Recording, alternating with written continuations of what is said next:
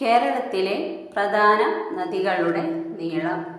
നദികൾ നീളം കിലോമീറ്ററിലാണ്.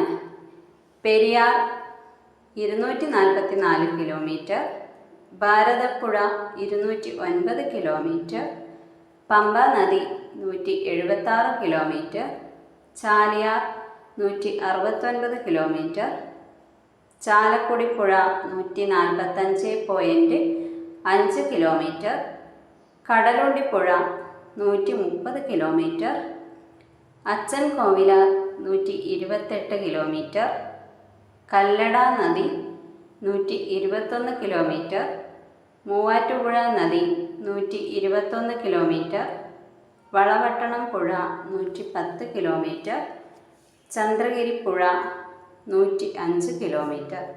ഇത്രയുമാണ് കേരളത്തിലെ പ്രധാന നദികൾ.